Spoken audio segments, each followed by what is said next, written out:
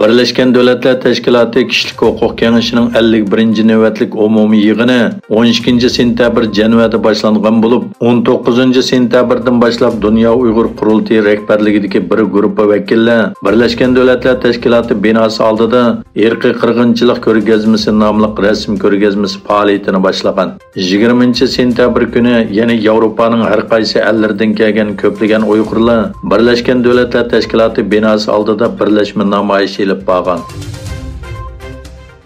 Birleşken Devletler Teşkilatı'nın 77. qitimliq umumiy yig'iniga qatnashish uchun Nyu-Yorkda turayotgan Türkiye Tashqi ishlar ministri Çavuşoğlu İslam Hamkorlik Teşkilatı'nın yillik moslashtirish yig'inida so'z qildi. Çavuşoğlu İslam Hamkorlik Teşkilatı'nın ikinci cho'ng xalqarалық tashkilot bo'lish sifati bilan musulmonlarga qaratilgan nohaqchilikqa qarshi o'rtaq ovoz ekanligini ta'kidlab, biz Uyg'ur turklari, Rohingya musulmonlari, Kashmirlik qarindoshlarimiz, shundaqla dunyoning har qaysi joylarida adolatsizlikka duch kelgan musulmonlar jamiyati bilan bo'lgan ittifoqligimizni kuchaytirishni xohlaydiganligimizni yana bir qatim bildirmoqchimiz dedi. Çavuşoğlu yana mundaq dedi.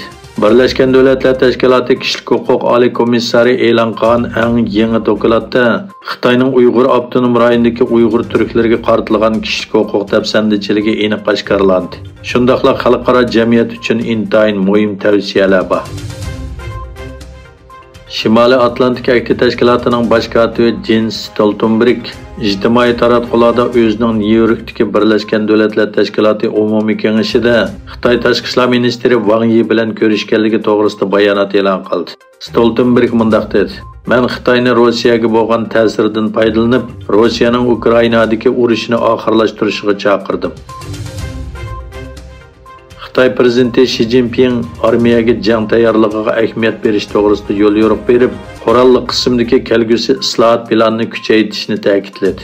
Beijingda o'tkazilgan bir yig'inda so'z qilgan Xi Jinping 10 yildan buyon Xitoyning davlat mudofaasi va qurolli kuchlarni taraqqiy qildirishdagi uzun yillik sistemalik to'salg'ular, qurilma moslashmasliklari va siyosat masalalari hal qilindi dedi.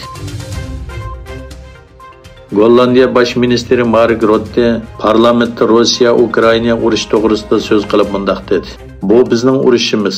Men Rossiya bilan bevosita urush qilyapmiz deya olmayman. Ammo biz chuqur bu urushda g'alaba qilish uchun Ukrainaga barliq boyligimiz bilan yordam berishimiz kerak." Yana bir tarafdan Rossiya prezidenti Putin qisman safarbarlikni e'lon qilgandan keyin Rossiyadan Finlandiyaga o'tish uchun chegaraga kelgan kishilarning ko'payganligi bildirildi. Xitoyning sobiq adliya ministri Fu Qinghua parxo'rlik va qonun intizomiga xiloflik qilish jinoyati bilan sudlangan deloda o'lim jazosiga hukm qilingan. Egilishicha, Fu adliya ministrligi, Beijing jamoat xavfsizlik idorasining boshlig'i va jamoat xavfsizlik ministrligining muavin ministri bo'lgan mezgilda o'zi va tuqqanlari orqali 117 million yuan, taxminan 14 million 900 ming dollar para olganligi uchun ayblangan.